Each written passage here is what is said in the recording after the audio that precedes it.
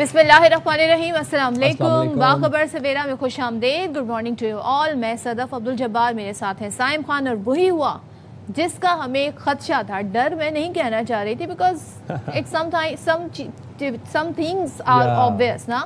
तो क्या बात करने जा रही हूँ मैं, अर्जेंटाइन जीत गया है जनाब। भाई सनसनीखेज मुकाबला था और जो अर्जेंटीना फैंस हैं वो अब ये डिबेट कर रहे हैं कि भाई अब तो कोई मुतनाज़ा फैसला नहीं था, अब तो कोई आप इल्ज़ाम नहीं लगा सकते, अब तो अर्जेंटीना जो है वो अपनी परफॉर्मेंस के बाद जीते। तो बहरहाल अर्जेंटीना वर्सेस इंग्लैंड था कल रात और इंग्लैंड ने किया अर्जेंटीना का 1 गोल, अर्जेंटीना ने किए इंग्लैंड के 2 गोल। पहला गोल जो था वो अर्जेंटीना का और उसके बाद फिर यके बाद दीगरे अर्जेंटीना ने 2 गोल किए इंग्लैंड के और अब अर्जेंटीना जो है वो फाइनल के लिए क्वालिफाई कर चुके हैं। फाइनल आप गेस करें अर्जेंटीना वर्सेस स्पेन होगा। अच्छा, मैं तो यके बाद दीगरे में ही फंस गई थी साईं, मतलब यके बाद दीगरे जो गोल हुए हैं ना, क्या बात है। अच्छा, हम जब ये बात कर रहे हैं ना, तो अर्जेंटीना ने 1 गोल के खसारे में जाने के बाद आखिरी बिल्कुल जो लास्ट मोमेंट्स होते हैं ना, आखिरी लम्हात में कम बैक करते हुए वही साइम की बात, एक के बाद दीगरे 2 गोल करके फतह हासिल कर ली। मतलब आपकी उर्दू अच्छी होती जा रही है फुटबॉल के साथ साथ, मेरे फुटबॉल की नॉलेज के साथ साथ। सो एंथनी गॉर्डन ने गोल स्कोर किया और फातेह टीम की जानिब से फिर आप देखिए फर्नांडिस और मार्टिनेज ने बिल्कुल उन्होंने गोल स्कोर किए। तो गोल शोल देख लेते हैं इनके, फिर इस पे बात करते हैं। अब मैं कल यही सवाल उठा रही थी साइम के, ये मेसी 11 का ये लास्ट वर्ल्ड कप है, नॉट मेसी 11 का, मेसी का लास्ट वर्ल्ड कप है जैसे रोनाल्डो। तो वो नहीं चाहेंगे कि उनके ऊपर कोई ऐसा स्टेन आ जाए, उनके करियर पर कोई ऐसा स्टेन आ जाए जिसकी वजह से लोग कहें कि जी ये फाइनल जीते, वर्ल्ड कप जीते तो ऐसे। लेकिन आपको एक बात मैं ज़रूर बताऊं कि अर्जेंटीना ने इंग्लैंड को 60 साल बाद जो फाइनल में वो पहुंचने का एक ख्वाब देख रहा था ना, वो ख्वाब चकनाचूर कर दिया। वाओ। अच्छा, ये हम देख रहे हैं कि बहुत सी टीम्स हैं जिन्होंने बहुत से सालों बाद बहुत से रिकॉर्ड्स ब्रेक किए हैं, लेकिन ये आप सेलिब्रेशन तो चेक करें ज़रा अर्जेंटीना की। ये जो बाद में उसके बाद ग्राउंड में जो जश्न मनाया जा रहा है अर्जेंटीनियन प्लेयर्स की जानिब से, और क्या कमाल। अच्छा, ये जो मनाजिर होते हैं ना जब ये लोग आपस में जश्न मनाते हैं, सेलिब्रेट करते हैं, ये इसके ऊपर बाद में फिर रील्स बनती हैं और ये मोमेंट्स बड़े वायरल जाते हैं और फैंस को बड़ा अच्छा लगता है ये देख के। और फिर ऑब्वियसली जब गोल होता है, गोल के बाद हर खिलाड़ी एक मखसूस स्टाइल होता है, वो फैंस बड़ा कॉपी करते हैं सोशल मीडिया के ऊपर, उसके ऊपर बड़ी रील्स बनाते हैं। फीफा वर्ल्ड कप के सारे टाइम के बीच में आपको याद है वो एक बड़ी वायरल एक रील थी जो कि इन्फ्लुएंसर्स बना रहे थे। अच्छा, आप ये देखें कि फैंस भी स्टेडियम में मौजूद हैं, वो भी साथ ही साथ जश्न मना रहे हैं और कितनी बड़ी तादाद में फुटबॉल फैंस होते हैं। अच्छा, एक चीज़ ये कि फाइनल में अब अर्जेंटीना का मुकाबला वेरी ऑब्वियस स्पेन से होने जा रहा है, तो अब इन दोनों में से आप लोगों ने अपनी अपनी टीम चूज़ कर लेनी है। और इंग्लिश टीम तीसरी पोजीशन के लिए फिर हफ्ते की शब फ्रांस से, यानी 3rd पोजीशन के लिए फ्रांस और इंग्लैंड के दरमियान मुकाबला होगा। तो वो तो ज़ाहिर है एक रिवायत है। अदरवाइज आप देखेंगे असल मुकाबला इतवार को होना है, संडे। भाई फुटबॉल एक्सपर्ट अली तैयब ने हमें ज्वाइन कर लिया है, उनको शामिल गुफ्तगू करते हैं। अली, अर्जेंटीना और इंग्लैंड का जो कल मैच था हमेशा की तरह वो सनसनीखेज रहा और बिल्कुल लास्ट मोमेंट्स पे अर्जेंटीना ने मैदान मार लिया 2 गोल करके। कैसे एनालाइज करेंगे और कैसे मवाजना करेंगे दोनों टीमों की परफॉर्मेंस पे? अस्सलाम वालेकुम। बहुत disappointed obviously, not because England हार गया, बिकॉज इंग्लैंड की परफॉर्मेंस, आप गेम बराबर भी नहीं चल रहा था, बल्कि मैं ये कहूँगा until the goal scored by England, Anthony Gordon ने जो 55 मिनट में किया था, इंग्लैंड वाज ऑन टॉप, उनका अपर हैंड था। मिडफील्ड में बैटल्स और फ्रंट एंड पे ऑफ द पिच पे बैटल्स सारे वो जीत रहे थे। एकदम आप समझते हैं ना कि गोल स्कोर करने के बाद बिल्कुल ही उन्होंने जो है डिफेंसिव हो गए, जिसको हम इन फुटबॉलिंग टर्म्स में लो ब्लॉक कहते हैं, वो बिल्कुल डिफेंसिव हो गए। दे सैट बैक, जिस पार्किंग द बस, बिल्कुल बैठ गए और उन्होंने प्रेशर को इनवाइट किया।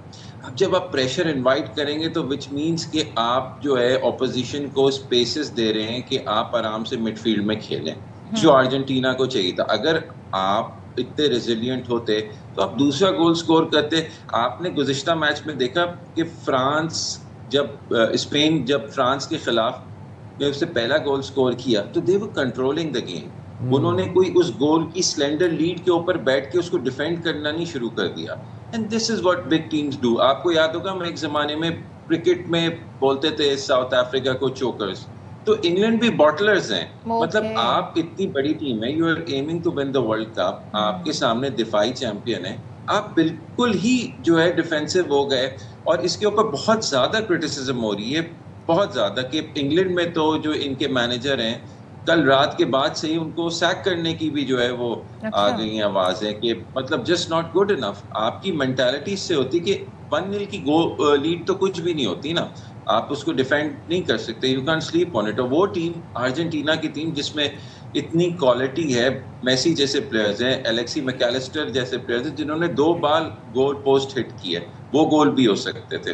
اس کے علاوہ آپ نے دیکھا پھر ایونچولی اینزو فرنانڈز نے اور لوٹارو مارٹینز نے گول سکور کیا. تو I think England has got no one else to blame but themselves, اور کریڈٹ ٹو ارجنٹینا کہ ان کو جو موقع دیا انہوں نے فل ایڈوانٹیج اس کے لیے, and deserved winners on the night without any controversy. بالکل یہ بڑا پوائنٹ ہے کہ بغیر کسی کنٹروورسی کے اچھا انہوں نے کھیل پیش کیا.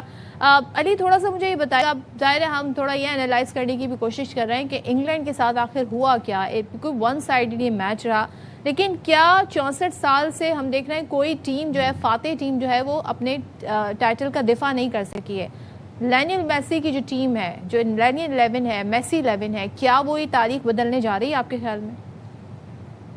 دیکھیں اب تو فائنل آن دا ڈے تو کچھ بھی ہو سکتا ہے. میں تو جو سمجھ رہا تھا کہ فرانس اور انگلینڈ کا فائنل ہوگا اگر آپ دونوں ٹیموں کی ٹیم شیٹس دیکھیں, لیکن جو پرفارمنس اسپین نے دی, فرانس کو بالکل ہی ٹیکٹیکلی آؤٹ منوور کیا, اور یہاں پہ انگلینڈ نے تو they shot themselves in the foot, انہوں نے تو اپنے پیر پہ خود ہی کلاڑی ماری ہے. اچھا خاصا کھیل لے تھے, اور پھر انہوں نے اٹیکنگ پلیئرز کو, ایون جو اینتھنی گارڈن ہے جو گول اسکورر تھے, ان کو بھی سب آف کر دیا, اور 2 مزید اور ڈیفینڈر لے آئے, اور 4 کی جگہ 6 کر دیے. سو اتنا پریشر بلڈ اپ ہو گیا. اب آپ نے جیسے بتایا کہ 1966 to 2026 ان کی تاریخ کچھ ایسے ہی رہی ہے. مطلب یہ ابھی پچھلی 2 دفعہ یورپین چیمپئن شپس کے فائنل میں آئے, ایک دفعہ اٹلی سے ہارے 2020 میں یا 21 میں, اور ایک دفعہ 2024 میں اسپین سے ہارے. تو آئی تھنک بگ اوکیزن ان کے لیے نہیں وہ کر پاتے, یہ لوگ نہیں ہینڈل کر پاتے پلیئرز یا ان کی مینیجر. قسمت بھی میں خراب بولوں گا, اور پرفارمنس دیکھیں اس دفعہ اس انگلش ٹیم میں after 60 years as you said صلاحیت تھی. مین ٹو مین اگر آپ دیکھیں تو یہ ٹیم ارجنٹینا کی ٹیم سے بہتر ہے, بس وہ جس کو بولتے ہیں نا ٹیمپرمنٹ نہیں تھا, وہ میچورٹی آپ یا کمپوزر نہیں تھا, یا مینیجر کی یہ علی. لیکن میں جاننا آپ سے چاہ رہا ہوں کہ ارجنٹینا نے, ہم نے دیکھا تھا کہ کوارٹر فائنل میں لاسٹ 15 منٹس میں پوری گیم بدل دی تھی, سیمی فائنل میں لاسٹ 5 منٹ سے پوری گیم بدل دی, اور ہم یہ اینٹیسپیٹ کر رہے تھے کہ اب کل رات والے میچ میں, ارجنٹینا ورسز انگلینڈ میچ میں, کوئی کنٹروورسی ہوگی, کوئی متنازع فیصلے, کوئی فیورز, کچھ ہمیں اس طرح کا نظر آئے گا, لیکن وہ نہیں تھا. سرپرائزنگلی اپنی پرفارمنس کے بلبوتے پہ ارجنٹینا جیتا. تو آپ ارجنٹینا کی پرفارمنس کو over all FIFA world cup میں کیپنگ اسائڈ دی کنٹروورسیز کیسے انالائز کریں گے؟ جی بالکل کمپلیٹ کر لیتا ہوں اپنی پچھلی بات کہ دفاع کرنا اب یہ ہو بھی سکتا ہے, ایسا کبھی ہوا نہیں کہ ورلڈ کپ دفاع. اور جہاں تک ارجنٹینا کی پرفارمنس کی بات ہے, ناٹ سیٹسفیکٹری. اگر آپ بولیں تو کوئی اچھی کارکردگی نہیں. الجیریا والے میچ میں بھی 50-50 تھا, میسی کو سینٹ آف ہو جانا چاہیے تھا. باقی گروپ گیمز میں مطلب ان کو اتنا ایزی گروپ پر پات دیا ہے کہ right up to the semi final جو کل انگلینڈ سے ہوا ہے, انہوں نے کوئی بھی جو ہے ٹاپ 10 ٹیم نہیں کھیلی, جو ہے کوئی ٹاپ ٹیم نہیں. آپ نے دیکھے پرتگال کا جیسے مقابلہ اسپین سے پڑا یا فرانس کا پڑا, ساری ٹیموں نے, بیلجیم نے کھیلا, ساری ٹیموں نے ٹاپ رینک ٹیم سے کھیلا ہے. تو یہ تو ایک بہت بڑی کنٹروورسی ہے. پھر جیسا آپ لوگوں نے کل بھی شو میں بتایا تھا کہ کوئی VAR کا فیصلہ ان کے خلاف نہیں کیا گیا. تو ایک میچ جو ہے وہ پورے ٹورنامنٹ کے پاتھ کو ڈٹرمن نہیں کرتا کہ ان کی جو ہے وہ کنٹروورسی لیس رہا ہے. ٹورنامنٹ تو پورا ایجپٹ والا میچ آپ کو یاد ہے, ایون جو کیپ کوبو ورڈے والا میچ تھا اس میں کتنی جو ہے وہ ہوا. پھر لاسٹ گیم سوئٹزرلینڈ والا, اس میں بھی پلیئر کو سینٹ آف کر دیا گیا. تو مارڈ بائی کنٹروورسی بالکل ایک داغ تو ہے. اور یہ کہ اگر یہ جو فیورز ان کو دی گئی اور جو فیصلے ان کے حق میں دیے گئے, اس نے ایک بڑا بولے گی, یہ تو بولتے ہیں جس کو بولتے ہیں نا اسپیکولیٹ کرے گی کہ ان کو جتایا گیا ہے, کیونکہ لگ بھی رہا ہے. اسٹارٹس لائی نہیں کرتے بارنگ لاسٹ نائٹس میچ جو کہ انگلینڈ نے ان کو میں کہتا ہوں کہ ہینڈ اوور کر دیا رادر دین فائٹنگ. آپ یقین کریں نا, انگلینڈ کو دیکھیں from the time they scored the goal to the time Argentina نے گول اسکور کیا, اس آدھے 35-40 منٹ کے پیریڈ میں انگلینڈ اونلی ہیڈ 12%، صرف 12% بال پوزیشن تھا ان کے پاس، باقی سارا انہوں نے ارجنٹینا کو دیا ہوا تھا. تو اس سے اندازہ ہوتا ہے کہ انگلینڈ بالکل ہی باٹل کر گیا. اور اٹس ویری ڈس اپوائنٹنگ کہ ایک ٹیم کے پاس اتنی کیپیسٹی اور کیپیبلٹی تھی، لیکن مینیجر کی غلط ٹیکٹکس کی وجہ سے چھوٹی چھوٹی جو غلطیاں ہوتی ہیں نا، یہ سم ٹائمز جو ہے نا آپ کو بڑے ایونٹ سے جی آؤٹ کر دیتی ہیں. اور ظاہر ہے جو انگلینڈ کے فینز ہیں وہ حیران ہے. اچھا میرا ماننا یہ ہے سائم کہ جب اس طرح کے بڑے فٹ بال اور بڑے ایونٹس ہوا کریں تو پھر مقابلہ زبردست ہونا چاہیے، یک طرفہ میچ ہونا چاہیے، کہ ذرا فل آف انٹرٹینمنٹ میچ ہونا چاہیے. بہت شکریہ علی تھوڑے سے مجھے ذرا نالا خفا لگے تھے، پتہ نہیں وہ ان کی دیکھیں اسپین فیوریٹ تھی وہ ہار گئی، پھر انگلینڈ پہ انہوں نے اپنا دل لگایا ہوا تھا. انگلینڈ کے ہارنے زیادہ ارجنٹینا کے جیتنے پہ وہ تھوڑے سے نالا لگ رہے ہیں. ان کو ارجنٹینا پہ دل لگانا چاہیے، اس کے بعد آئی تھنک ان کا بھی کام جو ہے وہ اس ایونٹ سے باہر ہو جائے گا. موونگ فارورڈ جناب، آپ کو ہم نے آج سے کوئی 3-4 روز پہلے ایک اسٹوری رپورٹ کی تھی جس میں کراچی میں 3 تلوار میں ایک بڑا بزی ایریا، رشی ایریا، اور مین کراچی کا ایک ہب ہے جسے کہا جاتا ہے، وہاں مارکیٹ ہے، کاروباری وہاں پہ سارا کام ہو رہا ہوتا ہے. وہاں پہ ڈاکٹر آکاش کا قتل ہوا تھا. وہ بینک سے 50 لاکھ روپے نقدی نکلوا کے دوسرے بینک جا رہے تھے. اب اس حوالے سے اپڈیٹ یہ ہے کہ ڈاکٹر آکاش قتل کیس میں 3 ملزمان کی گرفتاری ہوئی. واردات کی منصوبہ بندی کس نے کی، گینگ کا سربراہ کون تھا، کس ملزم کو واردات کے بعد کتنے پیسے ملے، یہ جانیں گے ہم جانیں گے نمائندہ خصوصی نذیر شاہ سے. نذیر ذرا بتائیے گا پولیس مزید کیا ڈیٹیلز بتا رہی ہے؟ دیکھیں، ڈاکٹر آکاش قتل کیس میں پولیس کی جانب سے ابتدائی طور پر 3 ملزمان کو گرفتار کر لیا گیا تھا، جبکہ 4 کی تلاش جاری ہے. جو 3 ملزمان تھے انہوں نے ابتدائی تفتیش کے بعد اہم انکشافات کیے، جس میں انہوں نے یہ بتایا کہ ڈکیت گینگ کا سرغنہ اسلم عرف بابا ہے، جو وہ اور اس کے دیگر جو اس گینگ کے ممبرز ہیں وہ تقریباً تمام قائد آباد کے رہائشی ہیں. اور گینگ سربراہ اسلم عرف بابا واردات کی روز ہدایت دے رہا تھا. کار میں اسلم بابا اور دیگر سمیت ایک لڑکی بھی سوار تھی. اور واردات کے بعد جب گولیاں چلی ملزمان پہلے قائد آباد، اس کے بعد سندھ کی جانب فرار ہونے لگے، لیکن پہلے آپس میں انہوں نے پیسوں کا بٹوارا کر لیا تھا. گرفتار ہونے والے ایک ملزم کے حصے میں 1,25,000 روپے آئے. اس ملزم نے ایزی پیسہ کے ذریعے پورے پیسے اپنے بھائی کشور کے پاس گاؤں بھجوا دیے، جبکہ دوسرا ملزم جو رام چند ہے اس کے حصے میں 70,000 آئے، جس میں 30,000 اس نے مالک خان فرمان کو دے دیے. رام چند قائد آباد کا رہائشی اور فرمان نامی شخص کے کرایہ دار ہے. اور اس کا یہ انکشاف ہے کہ گروہ سرغنہ اسلم سے لانڈی جیل میں 2021 میں ملاقات ہوئی تھی، جیل میں ہی دوستی ہوئی اور گینگ بنایا. اور رام چند نے یہ بھی انکشاف کیا کہ صرف اس ماہ کے 12 دنوں کے اندر انہوں نے بینکوں کے باہر اب تک 3 ڈکیتیاں کر چکے ہیں، جن میں ایک واردات کے دوران شہری سے 1 لاکھ جبکہ دوسرے میں 2 لاکھ روپے ان کو ملے تھے. اور یہ تیسری بڑی واردات تھی جس میں ڈاکٹر آکاش کا قتل ہو گیا. اور پولیس کا یہ کہنا ہے کہ جو دیگر ملزمان ہیں اس میں ان کو بھی جلد گرفتار کر لیا جائے گا. جی ٹھیک ہے نذیر، بہت شکریہ آپ کا. اور جی ہم اسی اسٹوری کی جانب چلتے ہیں جو پچھلے کئی مہینوں سے ڈسکس ہو رہی ہے. اور مذاکرات کے بعد دوبارہ سے وہی اٹیک شروع ہو گئے، یعنی کہ امریکی فوج نے ایران پر حملوں کی تازہ ترین لہر مکمل کر لی ہے. اور امریکی سینٹرل کمانڈ یہ بتا رہا ہے کہ تازہ حملوں میں ایرانی جو کمانڈ سینٹر ہے، فضائی دفاعی میزائل اور ڈرون جو تنصیبات ہیں ان کو نشانہ بنایا گیا. پھر بندر عباس سمیت متعدد مقامات پر بھی حملے کیے گئے اور ساحلی دفاع اور کروز میزائل سائٹس کو نشانہ بنایا گیا ہے. امریکی قومی سلامتی ٹیم نے ایران پر بڑے پیمانے پر بمباری کی مزید بھی تجویز دے دی ہے. اور یہ امریکی ویب سائٹ ہے ایگزیبس، جو اکثر و بیشتر ہمیں کلاسیفائڈ جو کہتے ہیں نا بتا رہا ہوتا ہے، وسل بلور اگر میں کہوں تو غلط نہ ہوگا. سچویشن روم میں اجلاس کے دوران امریکی دفاعی حکام نے ٹرمپ کو ایرانی میزائل اور ڈرون سائٹس پر بریفنگ دی کہ اس پر کیسے حملے کیے جا سکتے. اور امریکی صدر ڈونلڈ ٹرمپ کو یہ بتایا گیا پینٹاگون نے ایران کے خلاف فوجی مہم کی تیاریاں مکمل کر لی ہیں. سینٹ کام کے مطابق اس وقت مشرق وسطی میں امریکی بحریہ کے 20 سے زیادہ جنگی جہازوں اور سینکڑوں فوجی طیارے تعینات ہیں. امریکی افواج چوکس ہیں اور مہلک کارروائی کے لیے تیار ہیں. یہ ڈونلڈ ٹرمپ کو بیسیکلی پینٹاگون میں بریفنگ دی جا رہی ہے. اچھا، ساتھ ہی ساتھ آپ کو یہ بتائیں کہ $130 ملین سے زائد مالیت کے جو ایران کے ڈیجیٹل اثاثے تھے وہ بھی امریکہ نے منجمد کر لیے ہیں. امریکی صدر ڈونلڈ ٹرمپ نے ایران کو خبردار یہ کیا ہے کہ معاہدہ نہ ہوا تو اگلے ہفتے ایران کے بجلی گھروں پر حملے کیے جا سکتے ہیں. معاہدہ کیسے ہوگا کہ جب آپ ایسے जिंगोइस्टिक किस्म के बयानात देंगे, यू टर्न्स मारेंगे, अपनी बातों से बैक ऑफ MOU करेंगे, साइन हुआ हुआ है, उड़ा आप देंगे। हमले कर रहे हैं और फिर आप दोबारा से वही बातें कर रहे हैं कि अगर आपने ये किया तो फिर हम मुआहिदा नहीं करेंगे। तो मुआहिदा के तो एक ड्राफ्ट की शक्ल में हमारे सामने सूरत आ गई थी, लेकिन फॉक्स न्यूज़ को उन्होंने ये भी बताया, साथ में ऐसे भी कहा कि बस अब बहुत हो गया है और जब तक मैं ना कह दूं कि बस बहुत हो गया, कोई किसी ने नहीं रुकना, ऐसे लोग भी हैं जो हमारे लिए ज़मीनी कार्रवाई करेंगे। यानी कि अब एक नया प्लान डोनाल्ड ट्रंप साहब हमें पेश कर रहे हैं, वो ये है कि अब वो ईरान पर ज़मीनी कार्रवाई का इरादा रखते हैं। अच्छा, ये बूट्स ऑन ग्राउंड वाली जो डोनाल्ड ट्रंप की मिथ है ना, ये पहले भी डिबंक हो चुकी है। वो कहते थे कुर्दों की फ़ौज हम ले आएंगे वहाँ से, ये ख्वाहिश महज ख्वाहिश ही बन के रह गई डोनाल्ड ट्रंप की। ईरान में अभी कुछ जंग लड़ने की सलाहियत बाकी है, अभी डोनाल्ड ट्रंप कह रहे हैं। कभी वो कहते हैं कि ईरान की मुकम्मल सलाहियत ख़त्म हो गई है, बैलिस्टिक मिसाइल्स ख़त्म हो गए हैं, उनकी नेवी जो उनकी बहरी सलाहियत है वो ख़त्म हो गई। अभी वो कह रहे हैं कि लेकिन कुछ सलाहियत ईरान में जंग लड़ने की बाकी है, लेकिन वो सलाहियत बहुत ज़्यादा नहीं है। अमेरिकी सदर ने, अब ये सुने आप, मिनाब स्कूल पर हमला AI करार दे दिया। मिनाब पे जो हमला हुआ था टोमाहॉक अमेरिकन मिसाइल से, जिसमें 168 बच्चे बच्चियां शहीद हो गई थी, डोनाल्ड ट्रंप कहते हैं कि वो मुझे क्या पता कि वो तो AI भी हो सकता है। डोनाल्ड ट्रंप ऐसे बात कर रहे हैं कि अब बहुत मुश्किल है डिजिटल इमेज पता लगाना, सैटेलाइट इमेज के जरिए पता लगाना, सूरत हाल वाज़े करना।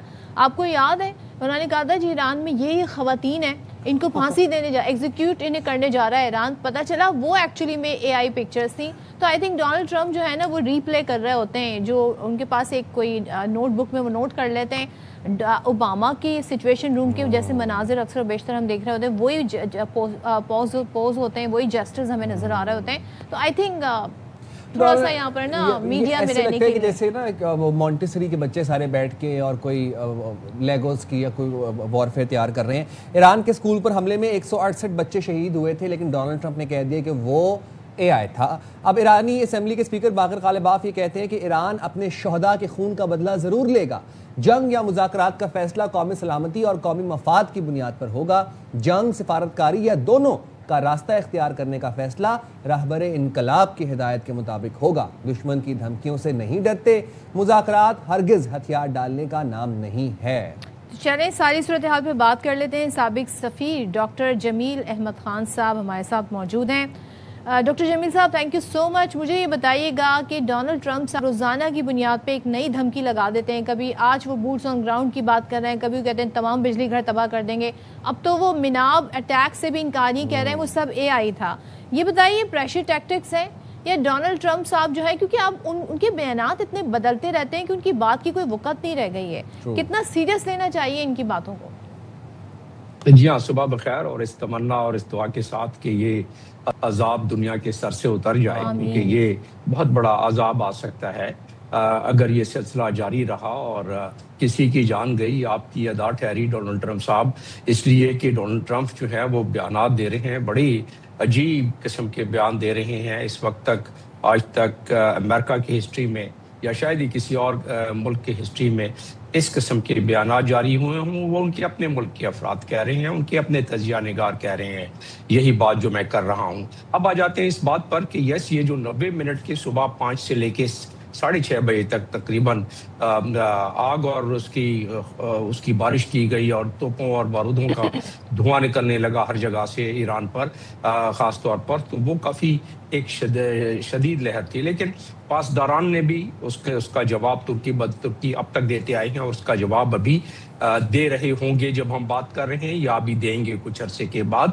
और उसमें जो खदशा और ख़तरा है कि ये मामला जो दोबारा शुरू हुआ है, अभी तक तो ये तुर्की ब तुर्की जो जवाब आ रहा है उधर से अटैक, उसका जवाब पासदारान दे रहे हैं।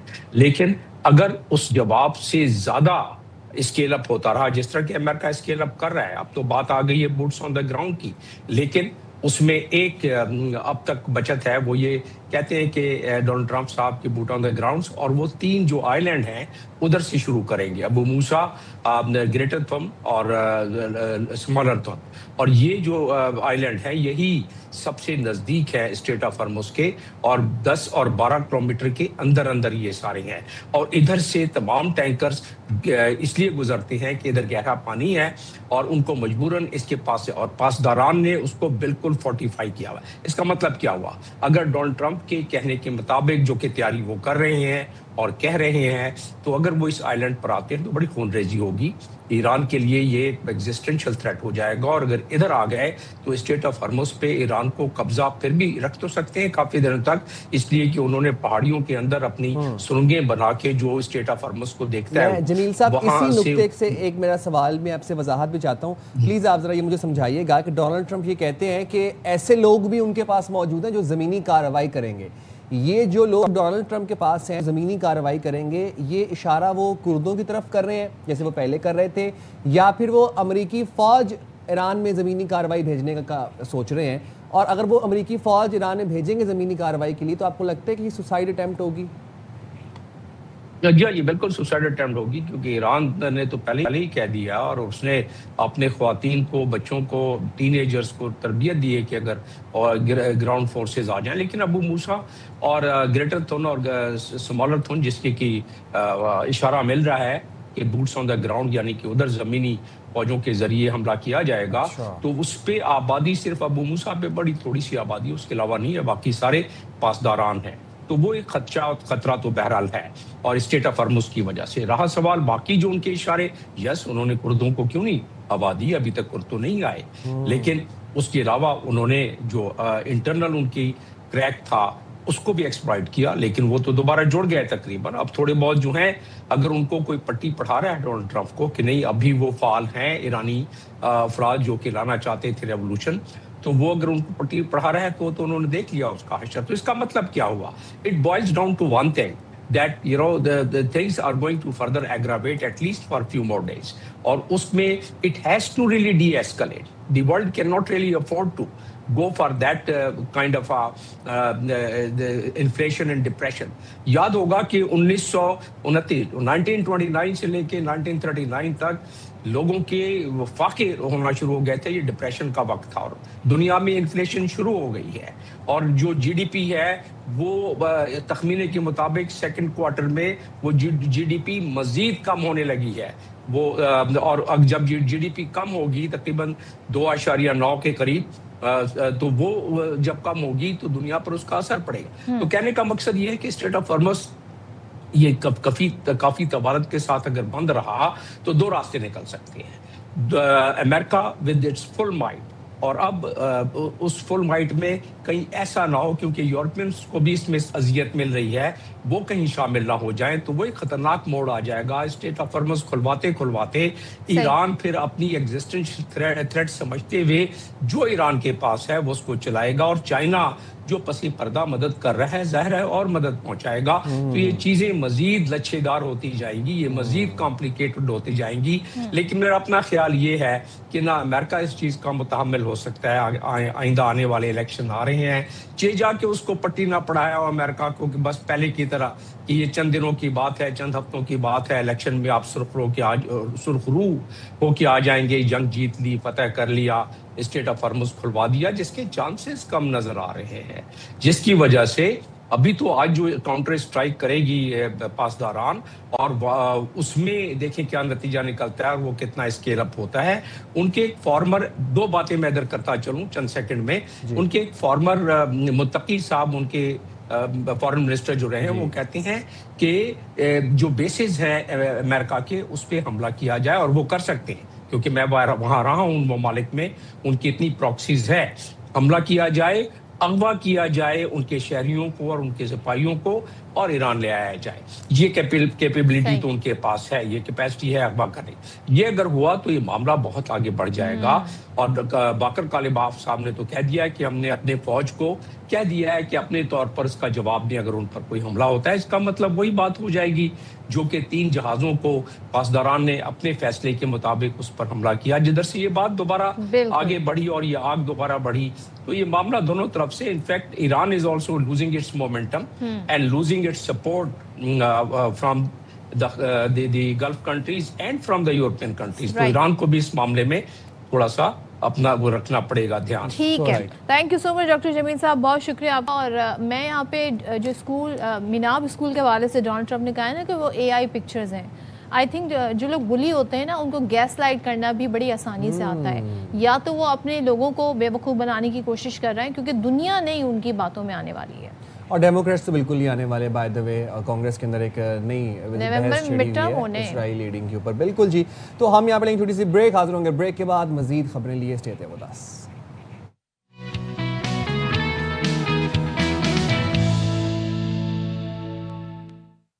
Welcome back once again. اور سائم, ہم نے کرفیو سنا تھا, اور کرفیو اس زمانے کے سنے ہوئے ہیں جب کراچی میں جو کراچی آئے تھے وہ بڑے اچھے سے واقف ہیں کہ یہاں لا لیسنس ہوا کرتی تھی. لیکن اب کرفیو وہ والے نہیں لگتے, اب کرفیو لگتے ہیں سوشل میڈیا پر, ڈیجیٹل کرفیو لگتا ہے. واہ, یہ I like the term digital curfew, کیونکہ یہ ہونا بہت ضروری ہے.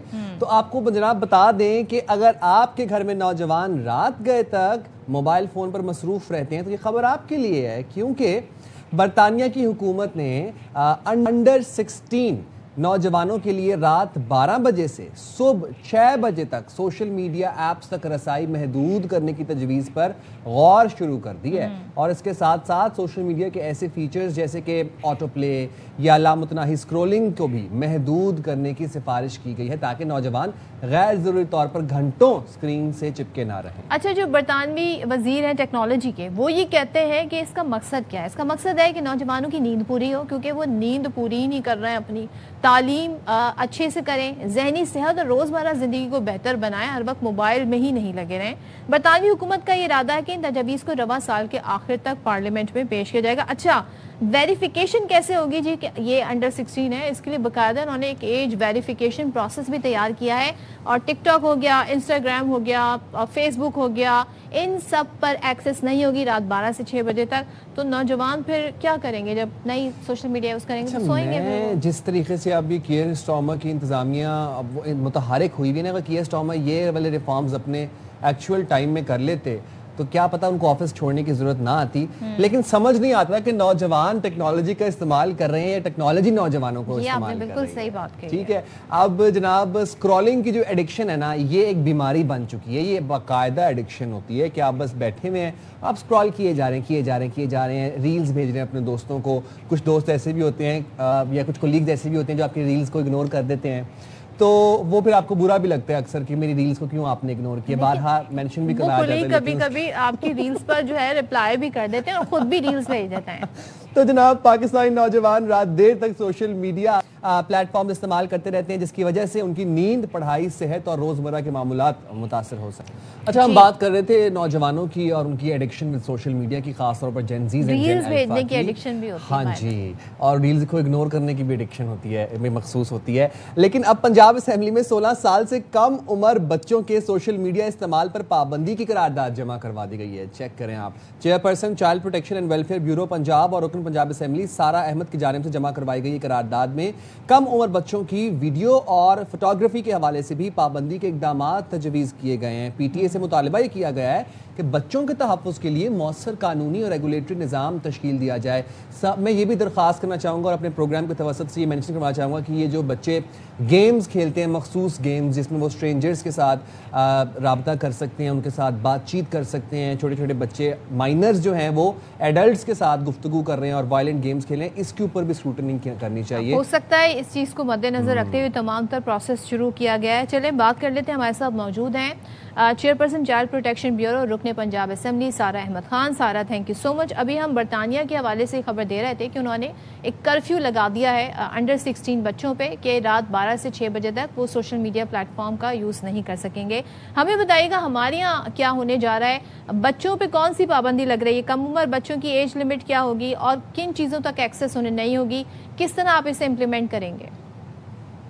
جی دیکھیے, جو میں نے کیمپین لانچ کیا اس کا نام ہے protect childhood social media can wait. Social media بچے بڑے ہو کے بھی یوز کر سکتے ہیں, لیکن جو چائلڈہڈ, جو ان کا بچپن ہے, اگر ایک دفعہ وہ چلا جائے وہ دوبارہ نہیں آ سکتا. تو جو اس کے ہارمفل افیکٹس ہیں انٹرنیٹ کے, سوشل میڈیا کے بچوں کے اوپر, ان کو مد نظر رکھتے ہوئے میں نے یہ ریزولوشن جمع کروائی ہے پنجاب اسمبلی میں, اینڈ انشاءاللہ یہ پاس ہو جائے گی نیکسٹ سیشن میں. But this is the first, stepping stone in the right direction. یہ تو میں نے صرف ایک ریزولوشن اور میں ان کو طریقہ بھی بتا دیا کہ this is what the government should do, and I've requested the government to take this up at a very serious level. اب نیکسٹ جو ہوگا وہ یہ ہوگا کہ گورنمنٹ کے ریلیونٹ اسٹیک ہولڈرز, جیسے پاکستان ٹیلی کمیونیکیشن اتھارٹی ہو گئی, جو ریلیونٹ منسٹری ہے, وہ سب مل کے بیٹھیں اور اس پہ ڈسکشن کریں اور یہ کس کی امپلیمنٹیشن کس طرح کرنی ہے. میں نے تو ایک road map as chair person child protection bureau جو کہ دوسرے ممالک میں ہو رہا ہے, اس طرح کا روڈ میپ یہاں پہ دے دیا کہ پی ٹی اے کو چاہیے کہ ٹیکنالوجی کمپنیز کو کانٹیکٹ کر کے وہاں اس کے تھرو ریسٹرکشنز لگائیں کہ وہ ایج ویریفیکیشن کرے تھرو آرٹیفیشیل انٹیلیجنس, اور پھر اگر وہ بچہ 16 سال سے اوپر ہے پھر اس کو الاؤڈ ہونا چاہیے اس طرح کے یہ جو پلیٹ فارمز فیس بک, انسٹاگرام, رو بلاکس والا گیم, پب جی گیم, اسنیپ چیٹ, ٹک ٹاک. یہی میں آپ سے سارا جاننا چاہ رہا تھا کہ we're trying to know here is کہ یہ جو بل ہے یہ کن کن چیزوں کو انکمپس کرے گا. کیا صرف سوشل میڈیا ہوگا, Instagram, TikTok, Snapchat, X ہو گیا, یا پھر اس میں O T T platforms بھی ہوں گے جس میں بچے پوری رات جو ہے وہ بنج واچنگ کرتے رہتے ہیں, اسٹریمنگ پلیٹ فارمز ہیں, کچھ لائیو اسٹریمنگ پلیٹ فارمز وہ بھی ہوں گے, گیمز بھی ہوں گی اس کے اندر؟ جی کہ جو اس قرارداد کا مقصد ہے وہ یہ نہیں ہے کہ پورا انٹرنیٹ یا ٹیکنالوجی کو بچوں کے لیے بند کر دیا جائے, بین کر دیا جائے. اس کا مقصد یہ کہ جو ہارمفل, جہاں پہ رسک ہے ہمیں, جیسے یہ سوشل میڈیا پلیٹ فارم جو آپ نے نام لیے تمام, انکلوڈنگ گیمز آلسو, صرف ان تک بچوں کی ایکسیس, 16 سال سے کم عمر بچوں کی ایکسیس ریسٹرکٹ کر دی جائے. اس کا ایم یہ ہے, ناٹ دا ہول انٹرنیٹ, یہ نہیں, کیونکہ آف کورس بچے تو اپنا دوسرے انٹرنیٹ اپنے انفارمیشن کے لیے بھی, اپنے اسائنمنٹس کے لیے بھی یوز ان کو کرنا ہوتا ہے. So you know it doesn't mean that, لیکن جہاں پہ رسک ہے, جہاں پہ بچے کو ایڈکٹیو بنا کے اس کے ساتھ انگیجمنٹ کی جا رہی ہے, جس سے بچے انگزائٹی کا شکار ہو رہے ہیں, ڈپریشن کا شکار ہو رہے ہیں, جس سے بچے لونلینس کا شکار ہو رہے ہیں. اینڈ میں نے خود دیکھا ہے, اور وہ تعلیم سے دور ہو رہے ہیں بچے. اب جو ہے وہ ان کا اٹینشن اسپین بہت کم ہو گیا ہے, اور اس کی واحد وجہ یہی ہے کہ excessive screen time on social media forums. بالکل ٹھیک ہے سارا, thank you so much. I hope کہ اس بل کو باقاعدہ طور پہ امپلیمنٹ بھی کیا جا سکے. اور تھوڑا سا میں یہ کہنا چاہوں گی کہ آئی تھنک یہ پوری انسانیت کے لیے ہونا چاہیے. یہ جو 12 سے 6 والا ٹائم ہے نا, کسی کو ایکسیس نہیں ہونی چاہیے انٹرنیٹ پہ, کوئی ایج لمٹ نہیں ہونی چاہیے. سوئیں, آرام سے نیند پوری کریں, مینٹل ہیلتھ پہ اپنی تھوڑا رحم کریں. اتنی انفارمیشن لے کے آپ کیا کریں گے؟ وہی انفارمیشن لیں جو آپ کی سے ریلیٹڈ ہو, آپ کا جس سے کوئی مطلب ہو. یہ 12 سے 6 کے ٹائم میں تو بیڈی ہنٹنگ ہوتی ہے, وہ یہ لوگ کس ٹائم پہ کریں گے؟ پھر جین زی, مجھے نہیں پتا یہ ٹرم کیا تھی, میں فورن ڈس ایسوسیٹ میں نے کر لیا. میں عوام کی بات کرنے جا رہی ہوں, میں ڈیجیٹل باتیں اب بالکل نہیں کر رہی. تو مہنگائی کے ستائے عوام, ہم سب آپ ذرا بات کر لیتے ہیں. اس کی ان کے لیے خبر ہمیشہ بری ہی بن کر آتی ہے. وہ یہ ہے کہ جی ایل پی جی اور آٹے کی قیمتوں میں اضافے کے بعد اب کیا ہو رہا ہے, راول پنڈی کے جو نان بھائی ہیں وہ بھی میدان میں آ گئے ہیں. وہ کہہ رہے ہیں ہم کیوں پیچھے رہیں, اور انہوں نے روٹی کی قیمت بڑھانے کا مطالبہ کر دیا ہے, جس کے لیے جی ایسوسیشن نے ڈپٹی کمشنر راول پنڈی کو خط بھی لکھ دیا ہے. اب نان بھائی ایسوسیشن کہتے کیا ہیں, وہ یہ کہہ رہے ہیں, اچھا یہ بات عوام کہے نا تو مجھے سمجھ بھی آتی ہے کہ عوام بجلی کے بل بھر رہے ہیں, مہنگے کرایہ, پیٹرول کبھی آئے دن بڑھے جا رہا ہے, کبھی جی روٹی کی قیمت بڑھے جا رہی ہے, سبزی, چنا, کیا آپ کہیں کہ چکن کیا نہیں بڑھا جا رہا. لیکن نان بھائی کہہ رہے ہیں جی کہ ایل پی جی کی فی کلو قیمت 500 روپے سے زیادہ ہے, فائن آٹا کی جو 80 کلو بوری کی قیمت ہے 2800 روپے اضافہ ہو گیا ہے, اور سرکاری میں 10 کلو آٹے کے تھیلے کی قیمت میں 100 روپے سے زیادہ اضافہ کیا گیا ہے. خط میں لکھتے ہیں سرکاری نرخ 14 روپے پر روٹی بیچنا ہمارے لیے ناممکن ہے, تو جو قیمت ہے وہ 25 روپے سے کسی بھی صورت کم نہیں کی جا سکتی. 25 روپے کی ایک روٹی, ہم تو چیخیں مار کے تھک گئے نا, ہماری تو کسی نے سنی نہیں. ہم تو پچھلے 2 مہینے سے کہہ رہے ہیں کہ ایل پی جی 500 سے اوپر بک رہی ہے, 500 پر کے جی ہے, اوگرا کے سرکاری نرخ کے اوپر نہیں بک رہی. لیکن جاننا میں چاہ رہا ہوں کہ اب وہ 2-3 مہینے سے جو 2-3 مہینے سے ایسے چل رہا ہے, ایل پی جی جو ہے وہ سرکاری نرخ پہ نہیں مل رہی, تو اب ہی کیوں ان کو اس بات کی یاد آئی کہ اب نان روٹی کی قیمتیں بڑھانی چاہیے؟ ہمارے ساتھ متحدہ نان روٹی ایسوسی ایشن پنجاب کے سینئر نائب صدر وحید عباسی موجود ہیں, ان سے بات کر لیتے ہیں. سر سب سے پہلے تو میں جاننا یہ چاہوں گا کہ عوام پہلے ہی مہنگائی سے پریشان ہے, پیٹرول بم آئے ہفتے گر جاتا ہے عوام کے اوپر, اب آپ نے روٹی بھی مہنگی کرنے کا مطالبہ کر دیا ہے, کیوں یہ مطالبہ کیا ہے سر؟ جی بسم اللہ الرحمن الرحیم, بہت شکریہ آپ کا اس پلیٹ فارم پہ آپ نے مجھے بلایا اور ہمارا موقف جاننے اور ہمارے جو مسائل ہیں وہ ڈسکس کرنے کے لیے بلایا یہاں پر. میرا خیال ہے کہ گزشتہ 5-6 سالوں سے میں آپ کے اس پروگرام میں آتا ہوں, اور ہمیشہ یہ ہوتا ہے اور نہایت افسوس کے ساتھ یہ بات کرنی پڑتی ہے کہ جو ہمارا ملک ہے وہ ایک زرعی ملک ہے, اور پنجاب خاص طور پہ جہاں گندم کی بیش بہا پیداوار ہوتی ہے, اور وہاں پر ہر سال جو روٹی کا اور گندم کا اور آٹے کا ایشو بن جاتا ہے. اب اصل مسئلہ یہ کہ اب گیس کی لوڈ شیڈنگ, آپ کو پتہ ہے کہ ہمارے ملک میں پچھلے کچھ سالوں سے گیس کی لوڈ شیڈنگ سردیوں میں شروع ہو گئی تھی اور گیس نہیں آ رہی تھی, جو سوئی نادرا والے دے رہے تھے. اب گرمیوں میں یہ صورتحال ہو گئی ہے کہ 3 گھنٹے کا انہوں نے گیس کا شیڈول بنایا, صبح 3 گھنٹے, دوپہر کو 3 گھنٹے, شام کو 3 گھنٹے, لیکن وہ 3 گھنٹوں میں بھی گیس نہیں مل رہی ہے. وہ 3 گھنٹوں میں 1 گھنٹہ گیس, کہیں 2 گھنٹہ, تقریباً پورے دن میں یہ سمجھ لیں کہ 5 گھنٹے گیس نہیں ملتی ہے, ہمیں LPG استعمال کرنا پڑتی ہے. اور آٹے کا جہاں بات کریں کہ پچھلے سال جو آٹے کا ریٹ 1400 یا 1500 روپے پہ تھا, جب ہم روٹی 14 روپے کی بیچ رہے تھے, آج اس آٹے کا ریٹ 2500 روپیہ ہو گیا ہے. 24 گھنٹے گیس ملتی تھی, اب وہ گیس جو ہے وہ 4-5 گھنٹے ملتی ہے. تو مجھے بتا دیں کون سی ایسی لاجک ہے؟ 24 گھنٹے گیس کس دور میں, کس سال میں آپ لوگوں کو ملتی تھی 24 گھنٹے گیس؟ یہ تقریباً 3 سال پہلے ہمیں 24 گھنٹے گیس ملتی تھی پنجاب میں. ہاں پورے ملک پنجاب میں, ٹھیک ہے. اب جو ہے نا یہ صورتحال بن گئی ہے کہ یہاں پر تو 5 گھنٹے گیس ہمیں نہیں ملتی ہے. دوسری, آپ جب بات کرتے ہیں عوام کی, تو آپ یہ کیوں نہیں سمجھتے کہ جو تندور والا ہے وہ بھی تو اسی عوام میں شامل ہے. اس نے بھی گیس کا بل بھرانا ہے, اس نے بھی پیٹرول خریدنا ہے, اس نے بھی مرغی خریدنی ہے, اس نے بھی دال خریدنی ہے. آپ لوگوں نے کس حساب سے 14 روپے سے 25 روپے پہ جمپ کیا ہے, یہ میں جاننا چاہ رہی ہوں. کوئی آپ نے ریشو, کوئی فارمولا نکالا ہوگا اس کا؟ دیکھیں, ہماری جب بھی کوئی ریٹ کا ایسی بات ہوتی ہے, اس کی باقاعدہ کیلکولیشن ہوتی ہے. گورنمنٹ, ڈسٹرکٹ گورنمنٹ ہمارے ساتھ بیٹھتی ہے, وہ بات کرتی ہے, ہم کیلکولیٹ کرتے ہیں. ہم یہی بتا رہے ہیں کہ میں آپ کو بتا رہا ہوں کہ پچھلے سال 1400 روپے کے آٹے کا بیگ تھا 20 kg کا, ہماری روٹی 14 روپے کی تھی, ہمیں گیس تقریباً 10 سے 15 گھنٹے گیس مل رہی تھی, لوڈ شیڈنگ بہت کم تھی. آج وہی آٹے کا بیگ جو 20 کلو ہے وہ 2500 پہ چلا گیا ہے, اور گیس جو ہے وہ 4 سے 5 گھنٹے مل رہی ہے. LPG کا ریٹ آپ کو پتہ ہے جنگ کی وجہ سے بے شک پورے ملک میں ہوا, لیکن اس سے متاثر جو تو تندور والا بھی ہو رہا ہے. روٹی جو ہے خالی جو اس پہ جو چیزیں, جن چیزوں سے روٹی بنی ہے, اب دیکھیں گندم مہنگی ہوئی, مل فلور مل انہوں نے آٹا مہنگا کر دیا. LPG والے کہتے ہیں جی ہمیں پیچھے سے گیس ہے مہنگی آ رہی ہے, ہم نے آگے سستی کس طرح بیچیں. لیکن جب روٹی کی بات آتی ہے تو ہم کہتے ہیں کہ عوام پہ ظلم ہو رہا ہے. ہمیں بھی تو عوام سمجھا جائے. تندور والا کوئی باہر سے تو نہیں آیا ہوا, یا تندور والا کوئی اس پاکستان کا شہری نہیں ہے, آپ کیسے سمجھتے ہیں؟ ہم بھی تو اس پاکستان کے شہری ہیں, ہم بھی اس ملک کے عوام ہیں. جو تکلیف ایک عام عوام کو, وہی تندور والے کو بھی ہے. اچھا, یہی بات جو بھی آپ کر رہے ہیں نا, یہی بات LPG والے بھی یہی کہتے ہیں. وہ کہتے ہیں ہم بھی پاکستانی شہری ہیں, ہمارا بھی کچھ سوچیں, ہمیں پیچھے سے مہنگی آ رہی ہے اس لیے ہم آگے مہنگی فروخت کر رہے ہیں. جاننا میں آپ سے یہ چاہ رہا ہوں, تو LPG کا تو جب سے جنگ چلی ہے تب سے LPG جو ہے وہ اوگرا کے سرکاری نرخ پہ نہیں مل رہی. جب 308 روپے سرکاری نرخ تھا تب 450 مل رہی تھی, 302 ہوا تب بھی 500 مل رہی تھی, اب اس میں بھی 64 روپے کی کمی ہو گئی ہے. ابھی بھی جو ہے وہ 500-450 روپے مل رہی ہے. ابھی ہی کیوں سر 14 روپے سے ڈائریکٹ 25 روپے, 2-3 روپے کا اضافہ نہیں ہے, ڈائریکٹ ہاف اینڈ ہاف کا اضافہ ہے. ہاں, وہ میں آپ کو یہ بتا رہا ہوں کہ تقریباً 3 ماہ پہلے, 2.5 سے 3 ماہ پہلے ہماری ایک میٹنگ ہوئی ہے پنجاب کی بیوروکریسی کے ساتھ. ہماری روٹی کا ریٹ 17 روپے کیا گیا, نوٹیفیکیشن نہیں ہوا, لیکن ہم روٹی یہاں لاہور میں 17 روپے کی بیچ رہے تھے. 3 روپے بڑا وہ LPG کا جو گیپ آیا تھا اس میں ہم نے وہ کر دیا, کور کیا. اس وقت آٹے کا ریٹ تقریباً 1750-1800 تھا, آج آٹے کا ریٹ 2500 ہو گیا ہے. LPG کا ریٹ کہاں چلے گا, گیس کی لوڈ شیڈنگ کہاں چلی گئی ہے. ہم تو کوئی یہ تو نہیں 14 سے ہم 25 پہ لے کے آ رہے ہیں, ہماری تو روٹی 17 سے ہم 25 کہہ رہے ہیں. اب ہم یہ نہیں کہہ رہے کہ ہم نے 25 کی کر دی ہے یا ہم نے کرنی ہے.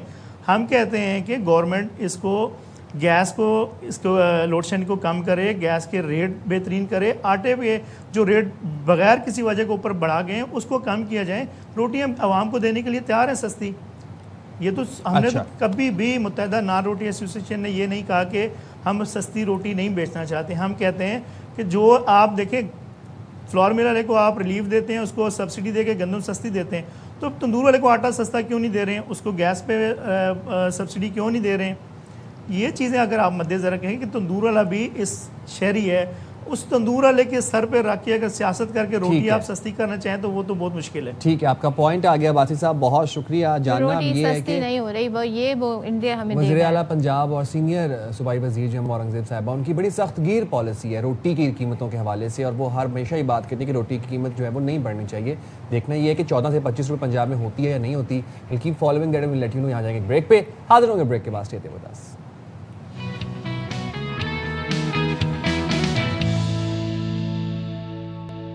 ویلکم بیک جناب. اور آپ کو بتائیں کہ وزیر اعظم شہباز شریف نے انکشاف کیا ہے کہ نوجوانوں کو کورس کے لیے چین بھیجنا شروع کیا, میرٹ کی دھجیاں اڑ گئیں, سفارشی لوگ بھیجے جا رہے تھے, سرکاری وسائل کا درست استعمال نہ کرنا زیادتی ہے. تو اسلام آباد میں لائف سٹاک سے متعلق تقریب سے خطاب کر رہے تھے جہاں پہ انہوں نے یہ بات کہی, آپ کو سنواتے ہیں انہوں نے کیا کہا.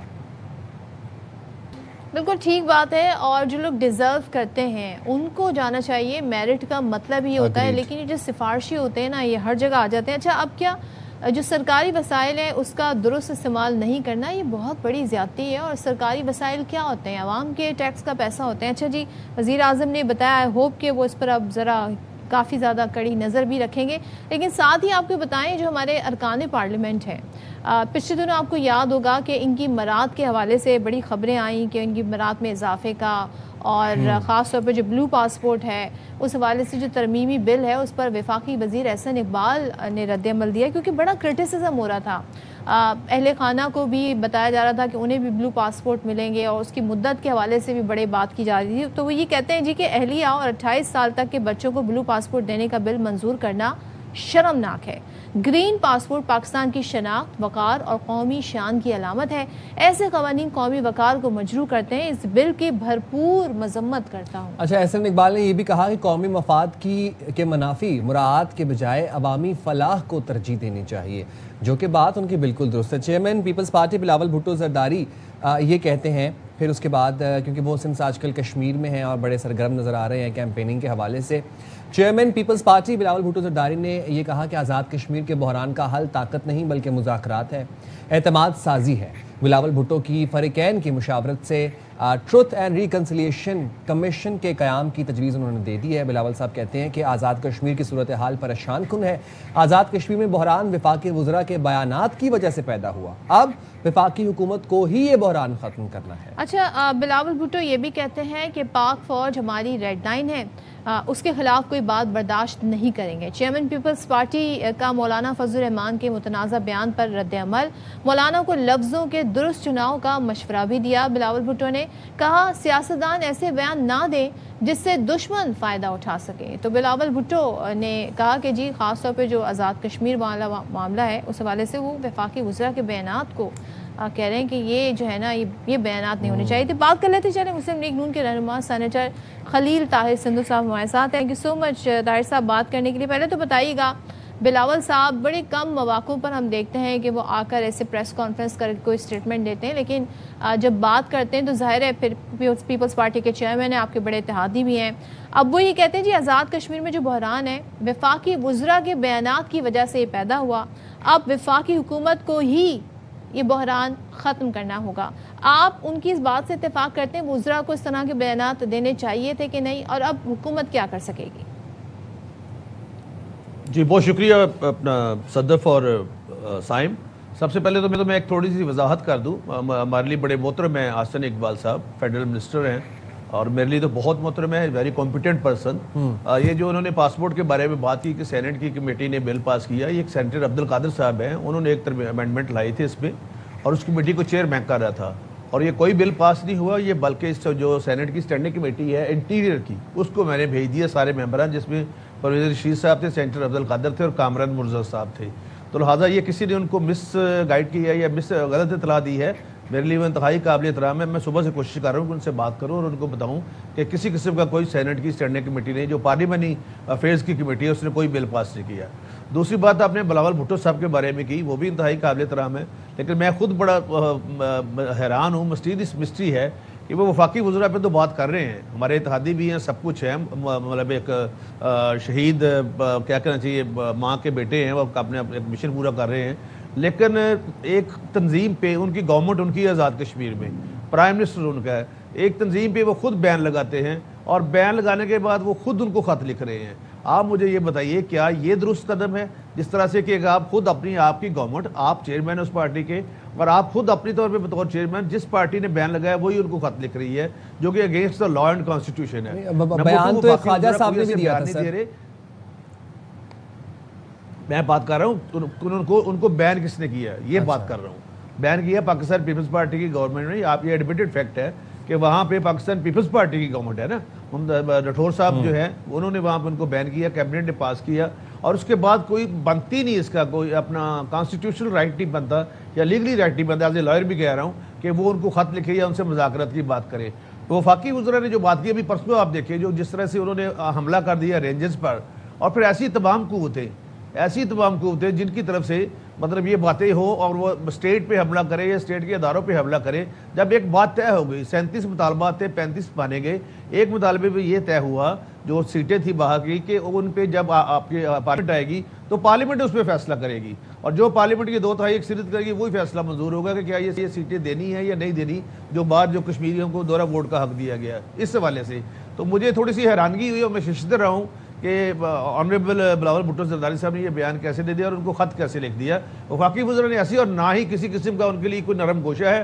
جب تک وہ اپنے ہتھیار پھینک کے ریاست کے ساتھ یا ہمارے اداروں کے ساتھ تعاون نہیں کرتے تب تک ان کے لیے کوئی نرم گوشہ نہیں ہے, اور نہ ہی کسی کو یہ مینڈیٹ دیا گیا کہ ان کے ساتھ مذاکرات کریں. طاہر صاحب, جی do you want to ask? Yes please. Khalil صاحب, بلاول صاحب یہ بھی کہتے ہیں کہ آزاد کشمیر کا جو مسئلہ ہے, جو بحران وہاں پر پیدا ہوا ہے, اس کا حل طاقت نہیں ہے, مذاکرات ہیں, اور اسی کے تناظر میں انہوں نے فریقین سے مشاورت کے لیے ٹروتھ اینڈ ریکنسیلیشن کمیشن کا بھی قیام کی تجویز دے دی ہے.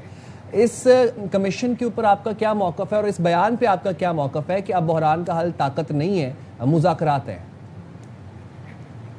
سائم صاحب, یہ بات بالکل درست ہے کہ کسی بھی بحران کا حل طاقت نہیں ہوتا, لیکن دیکھنا یہ ہے گراؤنڈ ریالٹیز کیا ہے. کیا حملہ ریاست کی طرف سے ان پہ ہوا ہے, یا پاکستان کی کسی آرمی کی طرف سے ہوا ہے, یا پاکستان کی کسی بندے کی طرف سے ہوا ہے؟ نہیں, بلکہ پرسوں جب رینجرز جو ہیں راولہ کوٹ میں جب گئے ہیں تو انہوں نے رینجرز اور ایک احتشام مسیح یہاں پہ لڑکا ہے اس کو اتار کے انہوں نے مارا, تشدد کیا, اور سننے میں تو یہ آ رہا تھا کہ شاید ایک رینجرز, لیکن بعد میں پتہ چلا کہ وہ شاید بات اس میں صداقت نہیں ہے کہ ایک رینجرز کو مار بھی دیا گیا جان سے. تو جب وہ آپ اگر ریاست پہ رٹ پہ حملہ کریں گے تو ریاست اپنے لیے کچھ نہ کچھ تو کرے گی. لہٰذا میں اب بھی یہ کہتا ہوں, بات ان کی بالکل اس بات سے میں ایگری کرتا ہوں کہ حل جو ہوتا ہے وہ صرف اور صرف ڈائلیگ میں ہوتا ہے, اس کے علاوہ اور کوئی حل نہیں, طاقت کوئی حل نہیں ہے. لیکن اس کا تو پہلے تو اپنا کوئی گارنٹر تو ہو, اس کا کوئی توازن تو پیدا کیا جائے, اس کا ماحول تو پیدا کیا جائے. اگر ایسا ماحول ہی نہیں ہوگا اور یک طرفہ مذاکرات ہوں گے کہ اسی مانیں گے جی اگلے نہیں مانے, تو 50% کام ہو گیا جی کہ ہمارا جو ہم والے تھے وہ مان گئے, دوسرے بات نہیں مان رہے. ایسے نہیں ہوگا. اگر وہ کسی بات پہ آئیں گے ان کا کوئی گارنٹر ہوگا, کیونکہ اب ان کے پاس وہ طاقت نہیں رہی, وہ سارے لوگ استعفیٰ دے چکے ہیں, 2-4 لوگ رہ گئے ہیں, اب ان کے پاس اس کے علاوہ چارہ بھی کوئی نہیں ہے. But in spite of that میں بلاول صاحب کی بات سے اس حد تک اتفاق ضرور کرتا ہوں کہ جو بھی ہے کسی بھی بات کا حل جو ہے وہ مذاکرات میں ہوگا, بشرطے کہ ایسا ماحول پیدا کیا جائے, سنجیدہ ماحول, جس میں کل کو کوئی بات مانے. یہ نہ ہو کہ مذاکرات ہو یا کوئی اگر اسٹیٹ مانتی ہے یا کوئی ایسی بات مانتی ہے جو مجھے تو خیر نہیں اس بات کا پتہ, لیکن اس وقت تک کسی کو یہ جو ہے یہ اپنا گارنٹی نہیں دی گئی کہ ان کے ساتھ مذاکرات کیے جائے. چلیں, تو آپ بلاول صاحب سے اگر آپ کا انٹریکشن ہو, بیکاز اسلام آباد میں ہی آپ, تو آپ ان سے پوچھ لیجئے گا کہ کیا یہ جو انہوں نے بیان دیا اس حوالے سے. ذرا یہ بتائیے گا, وزیر اعظم جب کسی بات کا انکشاف کریں تو بڑا پھر وہ ہمارے لیے حیران کن ہو جاتا ہے کہ کیا آخر معاملات رہے. وہ کہتے ہیں جی نوجوانوں کو کورس کے لیے چین بھیجنا شروع کیا, یہاں پر ہم نے دیکھا جی میرٹ کی دھجیاں اڑا دی ہیں, سفارشی لوگ بھیجے جا رہے ہیں. تو مجھے بتائیے گا اب اس کے لیے یہ کوئی ایکشن لیا جائے گا, کون رسپانسبل ہے, کس طرف اشارہ کر رہے ہیں وزیر اعظم, کچھ معلومات ہیں آپ کو اس کی؟ جی معلومات تو نہیں ہے, لیکن جس وزیر اعظم صاحب کو میں جانتا ہوں, میں نے ان کے ساتھ 3 ٹینیور پنجاب میں کام کیا ایز اے منسٹر, اور وہ میرٹ کے علاوہ کسی قسم کی بات نہیں کرتے, اور ان کی ہر چیز پہ نظر ہوتی ہے. اپنی نبض پہ بھی ہاتھ ہوتا ہے, اور جس کو ذمہ داری دیتے ہیں اس کی نبض پہ بھی ہاتھ ہوتا ہے. تو ڈیفینیٹ ان کے بعد میں یہ جو آئی ہوگی, اور کوئی بھی بندہ جو ہے اس کو اسپیئر نہیں وہ کریں گے, جہاں تک میں سمجھتا ہوں اس بات کو, کہ مجھے پتہ ہے ان کے ساتھ 15 سال کام کرنے کا جو تجربہ ہے میرا ایز اے اپنا پروونشل منسٹر, وہ اس بات پہ کسی قسم پہ کرپشن پہ یا انجسٹس پہ, کیونکہ جو آپ نے انٹرویو میں بات کی تھی بڑی اچھی بات تھی کہ it was very pertinent A R Y پہ جو آپ نے بھی آپ فرما رہی تھی اپنے پروگرام میں, کہ یہ جو پیسہ ہے یہ ٹیکس پیئرز کا ہے, اور ان لوگوں کو بھیجنا چاہیے جو حقدار ہیں, جو ڈیزرو کرتے ہیں, تاکہ ملکی ترقی یا ملکی معاشرت کا پہیہ جو چل سکے. اور اگر سفارشی لوگ بھیجنا ہے تو پھر فائدہ کیا اس مشن کا, جو دن رات میاں شہباز شریف صاحب محنت کر رہے ہیں, انہوں نے بالکل ان کے پاس ایویڈنس ہوگی, کوجنٹ ایویڈنس ہوگی, وہ ڈیفینیٹلی اس پہ ایکشن لیں گے. جی اچھا خلیل صاحب, ابھی آپ یہ ذکر کر رہے تھے کہ سینٹ سے بھی ایسا کوئی بل منظور نہیں ہوا جس میں پارلیمنٹ کے ارکان ہیں ان کی مراعات یا میں اضافہ, یا پھر جو بلو پاسپورٹ ہے وہ اہلیہ اور بچوں کے لیے جو مراعات ہیں, وہ آپ کہہ رہے ہیں کہ اسٹینڈنگ کمیٹی سے بل ہے وہ بھی پاس نہیں ہوا. تو پھر احسن اقبال صاحب یہ بات کیوں کہہ رہے ہیں کہ یہ بل شرمناک ہے؟ بڑا سخت لفظ انہوں نے استعمال کیا, لیکن میرے تو بہت محسن ہے. میں چونکہ مجھے میرا فیبرک نہیں میں ایسا لفظ استعمال کروں, اور بہت قابل احترام ہے, ایک احترام کا رشتہ, لیکن شاید ان کو اطلاع غلط دی گئی ہے. یہ بل میں چونکہ اس کمیٹی کو چیئر کر رہا تھا, خلیل طاہر سندھو اور پرویز رشید صاحب تھے, بلکہ پرویز رشید صاحب نے تو اس حد تک کہا کہ یہ 3 قسم کے پاسپورٹ جو ہیں یہ ڈسکریمنیشن ہے. اچھا. سب کو ایک جیسا پاسپورٹ ملنا چاہیے. اور پھر یہ اینڈ پہ یہ فیصلہ ہوا کہ میں نے اور پوری کمیٹی نے یونینیمسلی یہ بل ہم نے ریفر کر دیا جو متعلقہ کمیٹی ہے ان کی اپنا انٹیریئر کی اور نارکوٹکس کی, کیونکہ وہ ایک متعلقہ کمیٹی ہے, اور وہاں سے بھی مجھے ابھی تک نہیں پتہ, لیکن ایسا کوئی بل پاس نہیں ہوا جس کے بارے میں محترم انتہائی محترم حسن اقبال صاحب نے یہ بات کی ہے. میں ان سے ضرور ریکویسٹ کروں گا کہ اگر میں نے ان کو, ویسے میرے پاس ہے منٹس بھی, میں ان کو بھی بھیجتا ہوں اور آپ کو بھی بھیجتا ہوں, آپ وہ دیکھ لیجیے گا کہ اس کے آخر میں کیا لکھا ہے کہ this bill is going to be refer to the committee of the interior, اور اس کے بعد کوئی میٹنگ نہیں ہوئی اس کی. ٹھیک ہے, تھینک یو سو مچ. طاہر خلیل صاحب ہمارے ساتھ تھے, ساری سچویشن پہ جو سیاسی منظرنامہ ہے اس پر بات کر رہے تھے. اچھا, کل ہم آپ کو پوری طرح سے ہم نے اپڈیٹ دی تھی کہ کس طریقے سے جھانسا دے کر, سنہرے خواب دکھا کر کہ باہر یورپ جائیں گے آپ تو آپ کی زندگی سنور جائے گی, لوگوں کو یہاں سے غیر قانونی طور پہ لے جایا جاتا ہے, اور پھر ہم دیکھتے ہیں کہ وہاں پر اغوا کا ایک ڈرامہ رچایا جاتا ہے, اور پھر انہی کی فیملی سے, متاثرہ لوگوں کی فیملی سے تاوان مانگا جاتا ہے. تو ایران میں یہ لوگ پھنس گئے تھے پاکستانی, ایران میں اغوا کیے گئے پاکستانیوں میں سے 2 کو بازیاب کرا لیا گیا ہے, اور ایف آئی کے مطابق بازیاب ہونے والے نوجوانوں طلحہ اور شہزاد کو تہران میں پاکستانی سفارت خانے منتقل کر دیے گئے. دونوں کا تعلق لاہور سے بتایا جاتا ہے. لاہور کے 12 نوجوان ایران کی راستے غیر قانونی طور پر ترکیہ جانے کی کوشش کے دوران اغوا ہوئے تھے, اور اغوا کاروں نے ان کی رہائی کے بدلے ہزاروں ڈالر تاوان بھی طلب کیا تھا.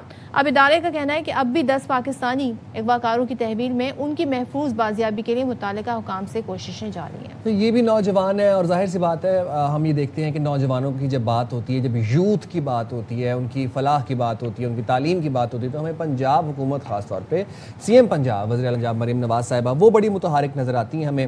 تو وزیر اعلیٰ پنجاب مریم نواز شریف کے یوتھ ویژن کے تحت پنجاب میں نوجوانوں کے لیے ڈیجیٹل پلیٹ فارم متعارف کروا دیا گیا ہے, جس کا مقصد ذہنی پریشانی کے شکار نوجوانوں کی رہنمائی کرنا تھا تاکہ وہ اپنی زندگیوں کو نقصان نہ پہنچائیں.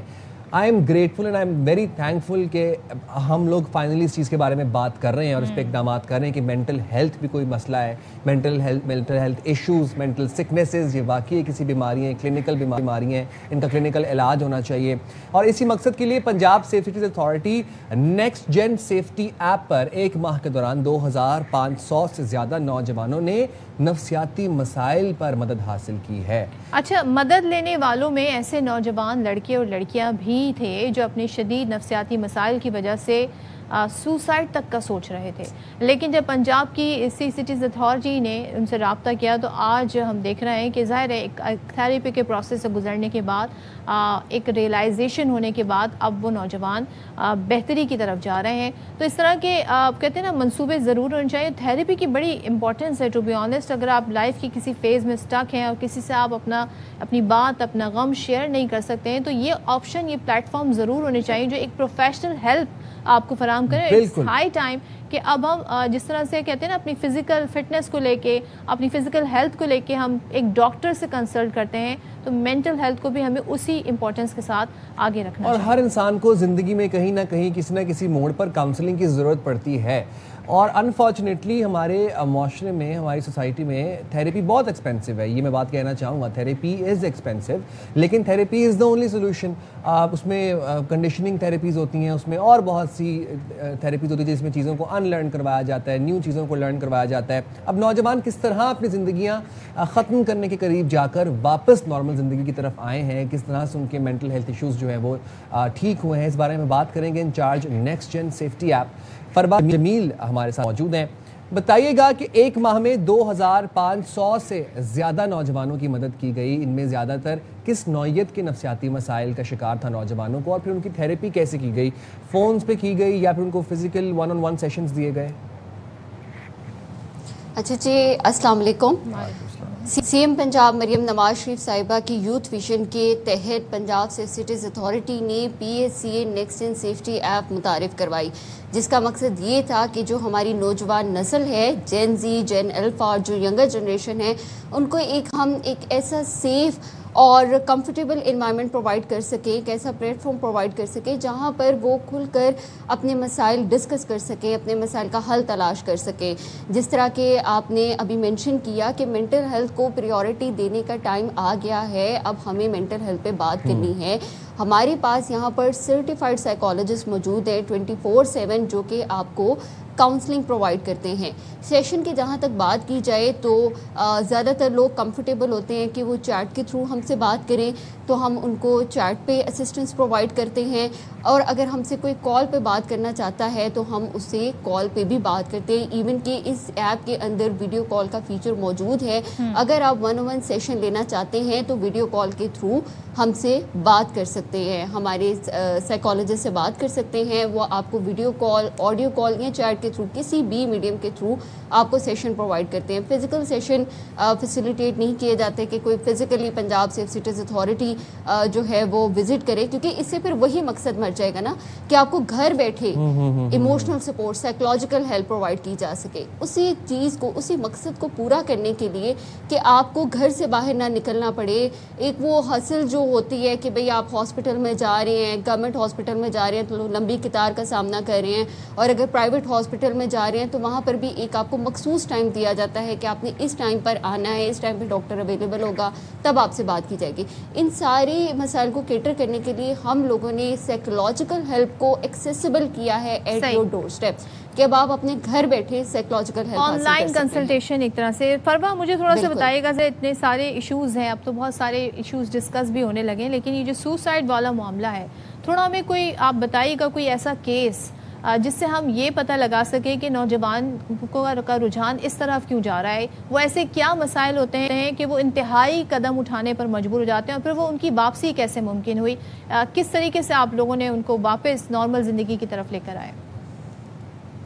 देखिए, सबसे बड़ा मसला आजकल के दौर में ये है कि जहाँ पर सोशल मीडिया ने हमें एक दूसरे के करीब लेकर आए हैं, वहाँ पर इसी सोशल मीडिया की वजह से हम लोग एक दूसरे से दूर भी बहुत हो गए हैं।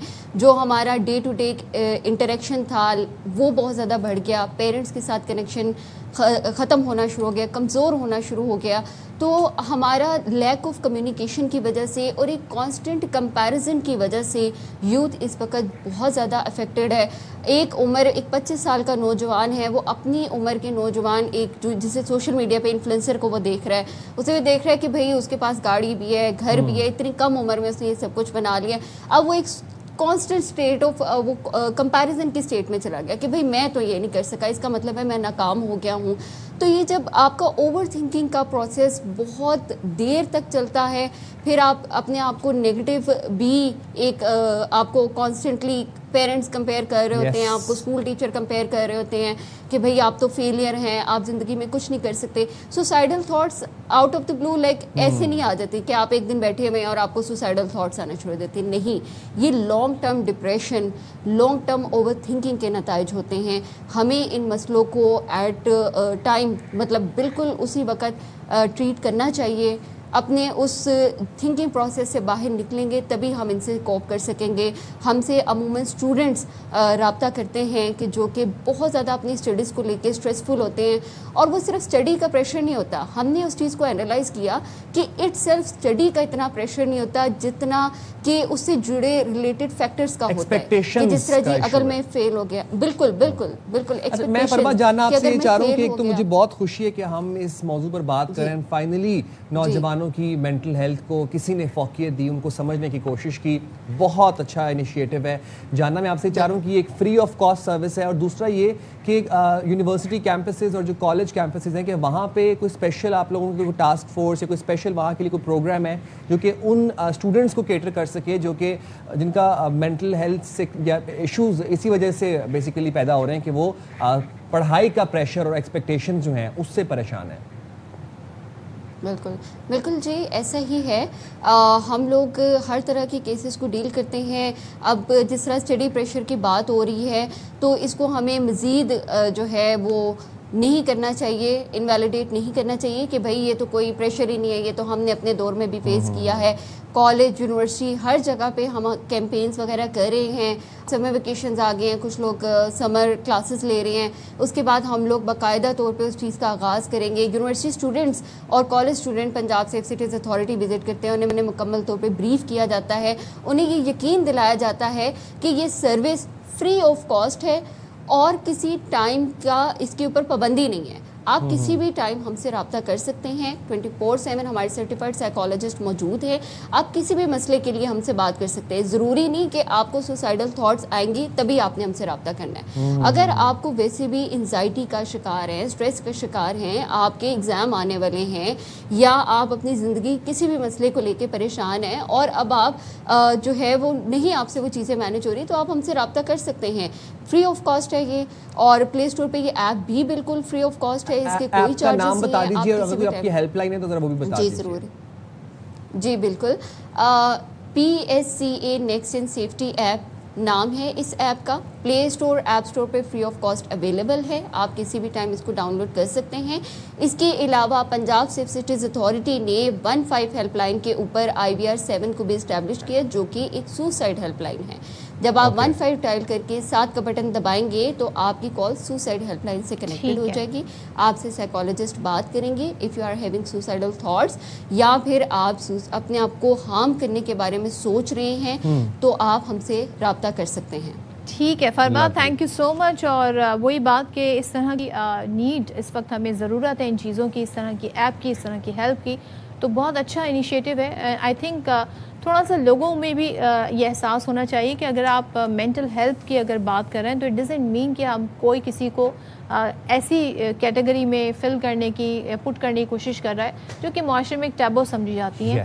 اب مینٹل ہیلتھ پر بات کرنا انتہائی ضروری ہے, کیونکہ اب بہت زیادہ اسٹریس ہے, انگزائٹی ہے, خاص طور پہ نئی نسل جو ہے, نوجوان جو ہیں, ان کے لیے کافی زیادہ ان چیزوں سے کوپ اپ کرنا مشکل ہو رہا ہے. To be honest, please trust me, it's okay to ask for help. اس میں کوئی امبیرسمنٹ کی بات نہیں ہے, اس میں کوئی آپ کو پریشان ہونے کی ضرورت نہیں ہے. It's okay, if you need help you can ask for help. اور اب تو آپ کو گورنمنٹ بھی سپورٹ کر رہی ہے اس چیز کے اندر, so you can feel that you are heard, اور کوئی آپ کو اکنالج کر رہا ہے اور آپ کی مینٹل ہیلتھ ایشوز کو کوئی سمجھ رہا ہے, آپ کی بات کو ویلیڈیٹ کر رہا ہے. So please ask for help if you need help. بالکل. اچھا جی, اب ہم نے اس سے پہلے ہم مینٹل ہیلتھ پہ بات کر رہے تھے, تو اچھا کچھ لوگ ہوتے ہیں وہ انٹرٹینمنٹ کی طرف بڑا رخ کرتے ہیں, یو نو, فار ڈیلی جو آپ کا اسٹریس ہوتا ہے اس کو تھوڑا ڈے کو انوائنڈ کرنے کے لیے. تو ہم آپ کے لیے ایک اچھی خبر یہ لا رہے ہیں, خاص طور پہ پاکستان کے ڈراماز تو بہت مشہور ہیں, اور ڈرامہ شائقین کے لیے ایک بڑی خبر ہے اور خوشخبری ہے, وہ آپ کے ساتھ شیئر کر رہے ہیں, کیونکہ اربا ڈیجیٹل ایک اور بڑے بجٹ اور شاندار کاسٹ کے ساتھ نیا ڈرامہ سیریل در نجات پیش کرنے جا رہا ہے. فریز انٹرٹینمنٹ کی اس پیشکش کا ٹیزر ریلیز ہوتے ہی ہم دیکھ رہے ہیں کہ سوشل میڈیا پر اب یہ موضوع بحث بن گیا ہے, اور سب اس ڈرامے کے منتظر ہمیں نظر آ رہے ہیں. اچھا, اس میں کہانی کی بات کریں, فنکاروں کی پرفارمنس, ان کا منفرد انداز, ناظرین کی توجہ حاصل اس نے ابھی سے کر لی ہے.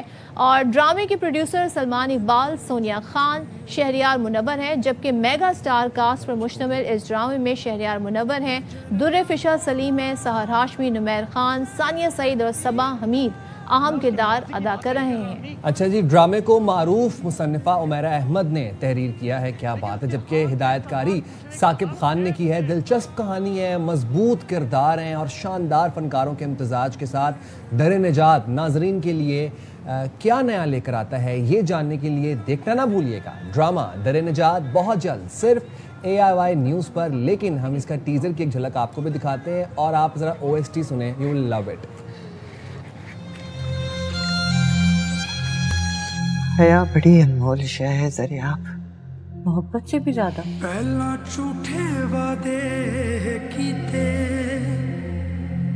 دتے جھوٹے لارے, تمہارا کچھ کھو گیا؟ ہجر دا کوڑا زہر میں پیتا.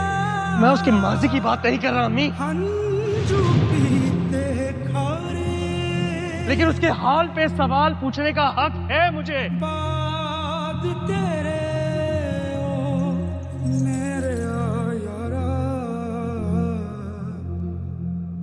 لمحے لگن صدیاں. مجھے تو لگتا ہے میں زامر کو کبھی نہیں بھول پاؤں گی. بھول گیا تو. We are not made for each other. میں اسے ختم نہیں کروں گا, وہی اسے ختم کرے گی, اور میں انتظار کروں گا کہ وہ اسے ختم کرے.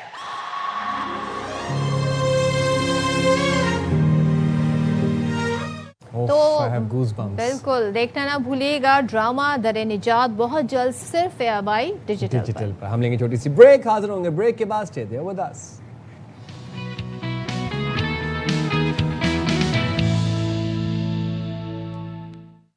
Welcome back once again. अच्छा, जिस तरह से मेडिकल साइंस तरक्की करी वैसे ही बहुत जल्दी हम देख रहे हैं नई नई बीमारियां, आप कह रहे होंगे उनके नाम सामने आ रहे हैं, उनकी एक्चुअली वो डायग्नोज बड़ी तेज़ी से हो रही हैं। कोई अब ऐसे स्क्रीनिंग ऐसे टेस्ट आ गए हैं।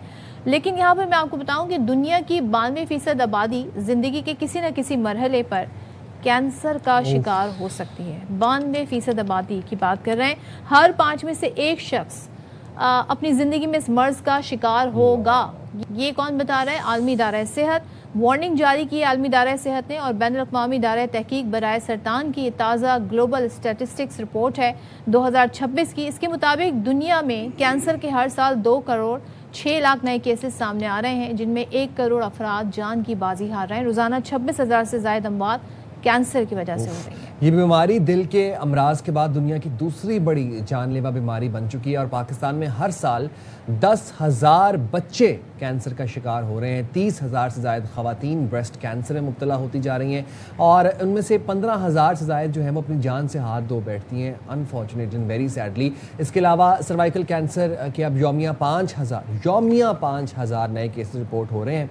तो ये केसेस क्यों रिपोर्ट हो रहे हैं, अब इनका इलाज क्या है? कि जितनी तेज़ी से केसेस रिपोर्ट हो रहे हैं उतना ही तेज़ और एफिशिएंट इलाज भी हमारे पास है या नहीं है? गुफ्तगू के लिए हमारे साथ मौजूद हैं farmer director in chief oncologist atomic energy medical centre JPMC Mohammad Ali Memon साहब। डॉक्टर साहब बहुत शुक्रिया, आपने प्रोग्राम के लिए वक्त निकाला। आलमी दायरा सेहत की जो बड़ी रिपोर्ट है, होशरुबा रिपोर्ट है और इसमें इंकशाफात बड़े हुए हैं। ये इंकशाफ के हर 5वां शख्स दुनिया में कैंसर की जद में आ सकता है। तो जितना तेज़ी से कैंसर फैल रहा है उतना तेज़ी से या उतना एफिशिएंटली इसका इलाज भी हमारे पास है। एग्जैक्टली इसमें 2-3 चीज़ें हैं। ये ज़ाहिर है हम जब बात करते हैं अवेयरनेस के हवाले से, आगाही हमारे लोगों को चाहिए, तो उसमें प्रॉब्लम ये होता है कि हमें मसाइल का तो दराके पता है क्या हो रहा है, इसके सॉल्यूशन के बारे में भी हमें पता होता है कि हाँ इसके ये पॉसिबल सॉल्यूशन है, लेकिन इम्प्लीमेंटेशन की लेकिंग है जिसकी वजह से मसाइल हैं। अच्छा, दुनिया में ये पैटर्न है जो आपने बताया, अभी जो रिपोर्ट मैडम ने पेश की, वो बिल्कुल दुनिया में इसी तरह से ही है, लेकिन जो पैटर्न है ना वो मुख्तलिफ इलाकों में मुख्तलिफ है। जैसे हम थर्ड वर्ल्ड कंट्रीज़ हैं या जो अंडर डेवलप्ड हैं या बैकवर्ड के लें कंट्रीज़ हैं, वहाँ के मसाइल बहुत ज़्यादा हैं। अच्छा, जहाँ पे डेवलप कंट्रीज़ हैं, जहाँ पे फैसिलिटीज़ बहुत अच्छी हैं, जहाँ इन्वायरमेंट अच्छी है, तो उनके मसाइल थोड़े कम हैं। लेकिन कैंसर तो हर जगह होता है। कैंसर एक बीमारी नहीं है, ग्रुप ऑफ डिजीज़ है। नहीं मतलब आप जिस तरह जानना चाह रहा हूँ कि लाहौर में इलाज आ गए, नॉन इन्वेसिव इलाज है, डिफरेंट मशीन्स आ गई हैं। जी, वही मैं अर्ज़ करने लगा हूँ कि अब पैटर्न डिफरेंट है पूरी दुनिया में। अब पाकिस्तान के अंदर अनफॉर्चुनेटली ये है कि डेवलप कंट्रीज़ में अगर 40% प्रिवेंटेबल कैंसर्स होते हैं, तो हमारे यहाँ 60% का मसला है कि 60% ऐसे कैंसर्स हैं जो प्रिवेंटेबल है। अच्छा। अब ये जो फैसिलिटीज़ है वो मैं बाद में आपसे बात करता हूँ, लेकिन शॉर्टली बताना था कि पाकिस्तान में कराची, दुनिया में कराची वाहिद शहर है जिसमें ओरल कैंसर सबसे टॉप पे है। मतलब ये कि फर्स्ट और सेकंड रैंक करता है कैंसर्स में। दुनिया में ये 17वें या 18वें नंबर पे आता है अगर कैंसर को इनलिस्ट किया जाए तो। वहाँ पे प्रोस्टेट कैंसर बहुत ज़्यादा है, क्यों? वो ओल्ड एज ग्रुप का है कैंसर। तो हमारे यहाँ मसाइल है कि प्रोडक्टिव एज ग्रुप के अंदर जो मसाइल हैं ना, उनको हमें एड्रेस करना होगा। मसाइल का हमें पता है कि क्यों हो रहा है। अच्छा, डॉक्टर साहब आपने कहा मसाइल का हमें पता है। मैं ज़ाहिर है हमारे इर्द गिर्द बहुत सारे ऐसे लोग हैं या हम जिनसे इंटरेक्ट करते हैं, अक्सर बेशतर सुनने में आता है कि जी फ़लाँ शख्स उसको कैंसर डायग्नोज हुआ है, फ़लाँ को कैंसर डायग्नोज हुआ है। कुछ ऐसे लोग भी होते हैं जिनका सुन के हमें हैरानी होती है कि ये तो बहुत हेल्दी इनका लाइफस्टाइल था, ये अपनी फ़िटनेस का बड़ा ख्याल रखते हैं। ऐसे लोगों को मतलब बाहर जाके वॉक करना, एहतियात करना, ये सारी चीज़ें शामिल हैं। वजूहात क्या हैं कि उन जैसे लोगों को भी कैंसर डायग्नोज हो रहा है? तो ये जो मसाइल का हमें पता है, लेकिन इसकी शिद्दत का हमें अंदाज़ा है, पता नहीं है, लोगों को पता नहीं है उसकी शिद्दत का कि क्यों हो रहा है, कैसे हो रहा है। तो इसमें हम जब ग्रुप्स में डिस्कस करते हैं अवेयरनेस के हवाले से, तो उस वक्त हम ये बताते हैं कि हमारी इंटरनल एंड एक्सटर्नल इन्वायरमेंट होती है बॉडी की, इंसान ह्यूमन बॉडी की। तो हमारी जो एक्सटर्नल इन्वायरमेंट है वो और इंटरनल इन्वायरमेंट वो कंटामिनेटेड है। डेवलप्ड कंट्रीज़ में उनकी पानी बिल्कुल कंटामिनेटेड नहीं होता, उनकी जो फूड हैबिट्स हैं वो बेहतर होती है अकॉर्डिंग टू देयर इन्वायरमेंट होती हैं। हमारे यहाँ हम लोग जंक फूड दूसरे कंट्रीज़ की फूड या इस तरह की फूड यूज़ करते हैं जिसमें कंटामिनेशन बहुत ज़्यादा होती है। अमेरिका में सबसे ज़्यादा आई थिंक जंक फूड का इस्तेमाल है, लेकिन उनके पास उनके हिसाब से, उनकी इन्वायरमेंट के हिसाब से उनकी चीज़ें यूज़ करते हैं वो लोग। हमारे यहाँ वो इन्वायरमेंट के हिसाब से हम यूज़ नहीं करते। हमारी जो इन्वायरमेंट के हिसाब से, जैसे ये हम बात करते हैं, जैसे आपने कहा कि वहाँ के हिसाब से वो कर रहे हैं जंक फूड, लेकिन वो जंक फूड नहीं होती, वो इनकी स्पेशल फूड होती है। हम लोग जंक फूड वो कहते हैं जो हमारे इन्वायरमेंट के मुताबिक नहीं है। जैसे नीम ट्रीज़ है, हमारे क्या है, हमारे इन्वायरमेंट के मुताबिक ये ट्रीज़ है, वो इन्वायरमेंट को क्लीन हेल्दी बनाता है। हमारे डिफॉरेस्टेशन की वजह से सारा ये जो निज़ाम है, हमारी एक्सटर्नल इन्वायरमेंट तबाह हो गई है। अब इंटरनल इन्वायरमेंट के लिए हमें खाना पीना अच्छा होना चाहिए। अब जैसे ये हम मिनरल वाटर की बॉटल्स यूज़ कर रहे हैं, अगर वो कुछ देर के लिए भी अगर गर्मी में या धूप में रह जाती हैं तो वो उसके जो पार्टिकल्स हैं, प्लास्टिक हैं, वो कंटामिनेट कर देते हैं हमारे पानी को, तो वो आपकी इंटरनल इन्वायरमेंट को तबाह कर देती हैं। जी, कार्सिनोजन। मैं आपसे डॉक्टर साहब यही जानना चाह रहा हूँ कि अब ये तो एक इसके लिए बहुत डीप स्ट्रक्चरल रिफॉर्म्स और अवेयरनेस की ज़रूरत पड़ेगी। हम तो आज बिरयानी खा रहे हैं और हम आज भी माइक्रोवेव में प्लास्टिक के बॉक्सेस रख देते हैं, प्लास्टिक की बॉटल से पानी पी रहे हैं। बनास्पति घी अनब्रांडेड चर्बियाँ पिघला के आज भी मार्केट में पड़ा हुआ है, साबुन चर्बियाँ पिघला के हमारे पास आ रहा है।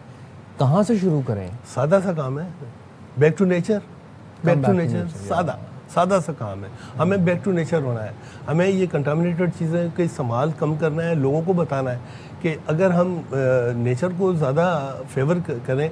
आप देखें ना, ये जो मैडम ने बताया कि अमेरिका में तो वो जंक फूड है, लेकिन इनकी जॉगिंग, इनका इन्वायरमेंट आप देखें तो सही, वो लोग इतने हेल्दी होते हैं। 70-80 की एज में वो लोग जॉग कर रहे होते हैं। हम लोग यहाँ पे 70-80 पे मेरा ख्याल है बेड पे जा रहे हैं, की पोजीशन में होती है। हाँ, तो ये सारी चीज़ें इंटरनल और एक्सटर्नल इन्वायरमेंट से रिलेटेड है और ये सारी चीज़ें बहुत इंटरेक्टिव हैं एक चीज़ और है डॉक्टर साहब, हमारे यहाँ लोग एनुअल चेकअप्स नहीं कराते हैं because of the cost as well, कि उन्हें लगता है जी। और हमारे यहाँ थोड़ा सा I am surprise, negative test आता है तो कहते हैं पैसे ज़ाया हो गए, टेस्ट कराया, पर इस पर तो उन्हें खुश होना चाहिए कि पॉजिटिव नहीं आए।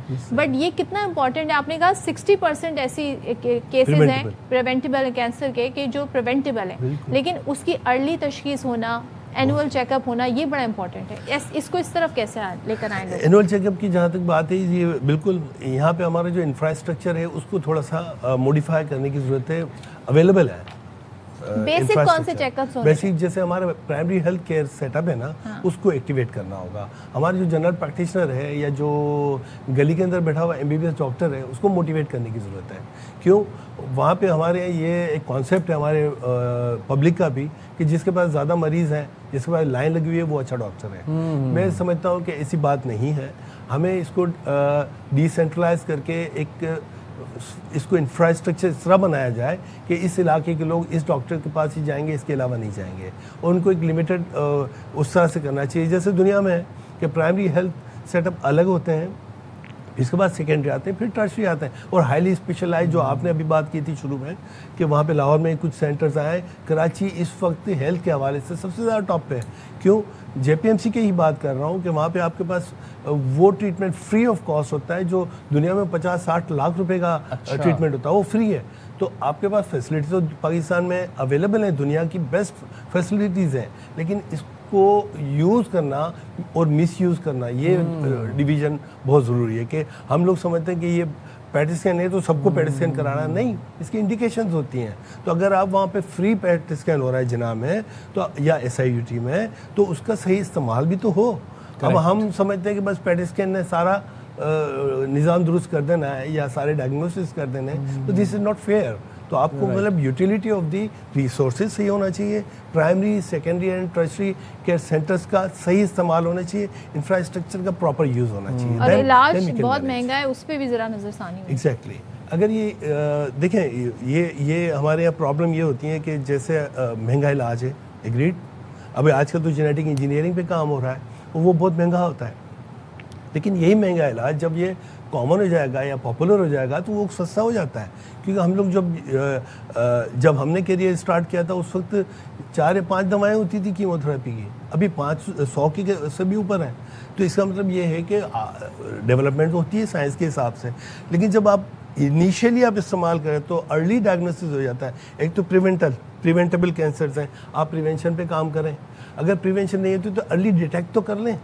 अगर हम अर्ली डिटेक्ट कर लेते तो वही रिसोर्सेज प्रोडक्टिव होंगे।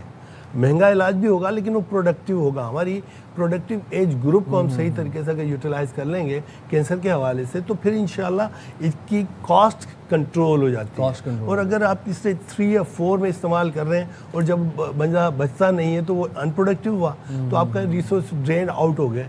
तो हमें वो उसका बहुत ज़्यादा ख्याल करना पड़ेगा कि हमारी प्रोडक्टिविटी कैसे हो, हमारे जो रिसोर्सेज हैं इसका सही इस्तेमाल कैसा हो। You're so right. Lovely. Thank you very much doctor साहब, आपने प्रोग्राम के लिए वक्त निकाला, बड़े अच्छे से हमें बेस किए चीज़ें।